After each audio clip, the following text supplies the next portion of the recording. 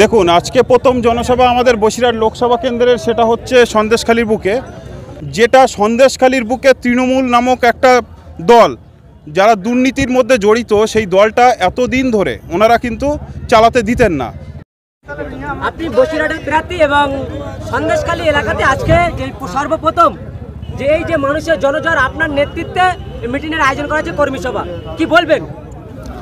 দেখুন, আজকে প্রথম জনসভা আমাদের বসিরহাট লোকসভা কেন্দ্রের, সেটা হচ্ছে সন্দেশখালীর বুকে। যে সন্দেশখালী মানুষের অধিকার মানুষ এতদিন দিতে পারেননি, সন্দেশখালীর জনগণ আজ পর্যন্ত নিজেদের অধিকার বুথে গিয়ে আজ পর্যন্ত প্রয়োগ করতে পারেননি।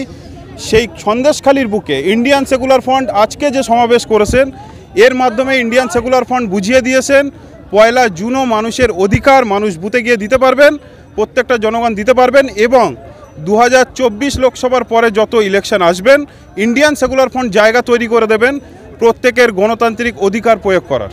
এই সন্দেশখালীর মাঠ একসময় শাহজাহান শেখের এলাকা ছিল, বা শাহজাহান শেখের এই মাঠে বারংবার মিটিং করতে দেখা গিয়েছিল, কিন্তু সেই সন্দেশখালী শাহজাহান শেখেরই মাঠে আজকে আইএসএফের জনসভা, কিন্তু মাঠে জায়গা দেওয়া গেল না, কি বলবেন? দেখুন, একমাত্র দল ইন্ডিয়ান সেকুলার ফ্রন্ট, যে দলটা চায় সবসময় পরিবর্তন এবং স্বচ্ছভাবে চালানোর জন্য বাংলা তথা বসিরহাট। আমরা চাই প্রত্যেকটা জনগণকে তাদের নিজের অধিকার নিজের মতো করে তারা প্রয়োগ করুক এবং তাদের মতো করে তারা বসবাস করুক।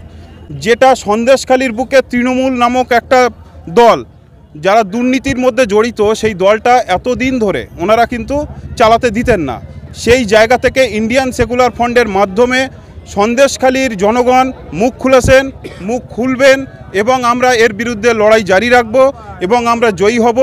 সন্দেশখালীর বুক 2024 সন্দেশখালীর বুকে যেটা ছিল, আজকের ডেটে দাঁড়িয়ে এই সন্দেশখালী ভারতবর্ষের প্রত্যেকটা জায়গায় নাম আসে সন্দেশখালী নামক জায়গাটা। এই জায়গাটা তো খারাপ নয়, এই পরিবেশটা খারাপ নয়, পরিবেশটা খারাপ করে রেখেছে তৃণমূল কংগ্রেস।